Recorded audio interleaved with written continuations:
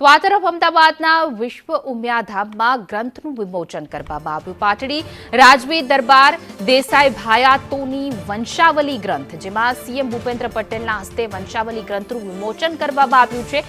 સમાજના ઇતિહાસને દર્શાવતો એક મહત્વપૂર્ણ ગ્રંથ. પાટડી દરબાર કરણી સિંહજી સહિત રહ્યા હતા, જેમાં ઉપસ્થિત કાર્યક્રમમાં સીએમ ભૂપેન્દ્ર પટેલનું સંબોધન, જેમાં તેઓએ કહ્યું કે સહકારથી જ સિદ્ધિ મળી શકે.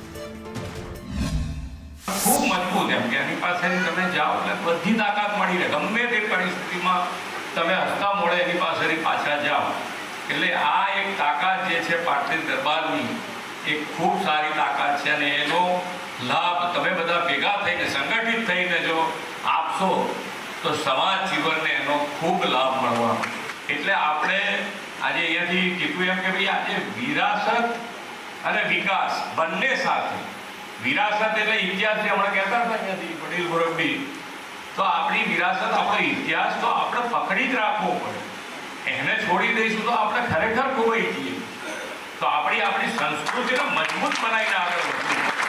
અને એ જ પ્રમાણે માનનીય નરેન્દ્રભાઈએ પણ, વડાપ્રધાનશ્રીએ પણ વિરાસત અને વિકાસ બંને સાથે પેરેલલ આજે અત્યારે તમે જુઓ તો આપણી દરેક વિરાસતોનું પુનઃનિર્માણ થઈ રહ્યું હોય અને એક મોટા સ્કેલ ઉપર થઈ રહ્યું. અંદર એનો સંચાર થાય, ખમીર પાછું આવે, જમીન પાછું આવે અને ફરી પાછા એ પરિવારના તમામ સદસ્યોને એક મંચ ઉપર લાવી એમની અંદર રહેલી એક સમાન બધી શક્તિને ઉજાગર કરવા, પ્રતિકાર કરવા